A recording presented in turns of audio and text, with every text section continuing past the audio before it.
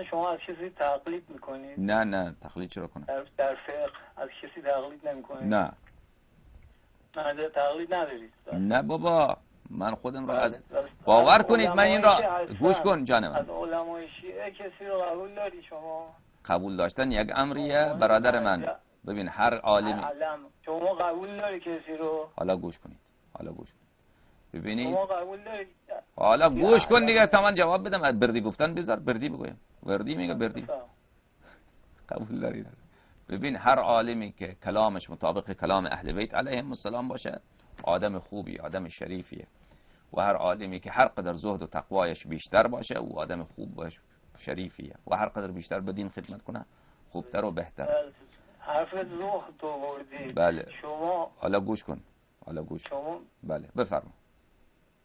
من زاهد نیستم. حرف زهد و تقوا رو فرمودی. بله شما که نماز شب میخونید از سیماتون پیداست، بالاخره مشخصه دیگه. ولی شما که حکومت اسلامی یه حکومت دجالیه، خب عرضم به حضورتون شما به عنوان یه شیعه روی ما ارث گذاشتی، رو مملکتی که اینجا مشروط خوری بود، نمیدونم ببین مملکت را دوست دارن، همه کار علنا میکردن. خب یه سید موسوی اومد اون حکومت رو براندازی کرد، یه دونه یه مملکت اسلامی آورد. خب الان محرم حسینی ببین چه عزاداریایی میشه. یه زمان روزه در پیش همدیگه میخوندن. گوش کن شیعه ها انقدر ترسو بودن. گوش کن الله کافیه، خزعبلات کافیه. بله اگر آقای خمینی هم نمی بود روزخوانی در ایران از این بیشتر بود.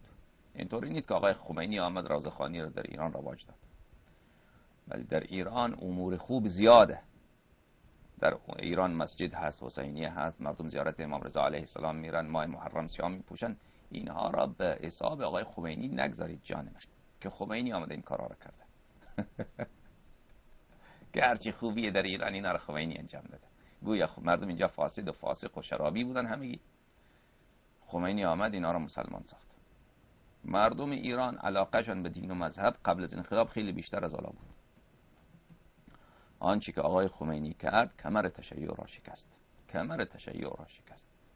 مردم را بی عقیده کرد، روحانیت را بدنام کرد، حوزه های علمیه را همگی را جیره‌خوار حکومت ساخت، علما را همگی را نوکر دربار ساخت.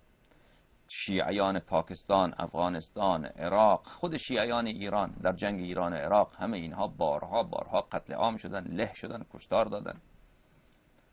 آقای خمینی تشیع را در دنیا به نام مذهب تروریسم و تروریست پرور بدنام ساخت با گروگانگیری های خود، با بمب‌های انتحاری که شیعیان بمب‌های انتحاری را الان شیعیان انجام نمیداد. سابق این مقلدین آقای خمینی بود که انجام میدادن در لبنان و غیره. این اختراعش مال آقای خمینیه، انتحاری. خلاصه تشیع را از این جهت در تمام دنیا به عنوان یک مذهب تروریست پرور تا امروز که امروز بدنام ساخته آقای خمینی و این حکومتی که به جا گذاشته به خاطر نقض حقوق بشر، به خاطر اینکه مردم را کتک میزنن، مردم را اذیت میکنن، مال مردم را ضبط میکنن، غصب میکنن. خب تشیع را بدنام ساخته، روحانیت شیعه را آبرویش را برده، نه تنها روحانیت، آبروی پیغمبر را برده، آبروی 12 امام را برده. این حکومت شما، حکومت ما اینجا ولی شراب بود در ایران. الانم در ایران شراب خیلی زیاده.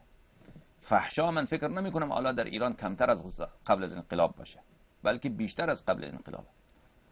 اینطوری که ولی رفقای روحانی به من گزارش میدهند فحشا در ایران به مراتب بیشتره.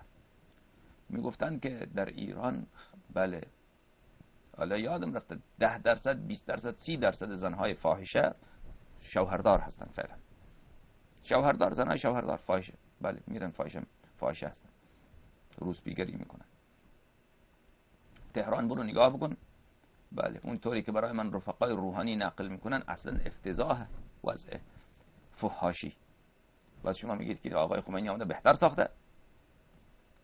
ادعاهای بد کرد آقای خمینی در دین، وحدت اسلامی. کاش که برای تشیع خدمت میکرد آخر، او که برای شیعه کاری نکرد.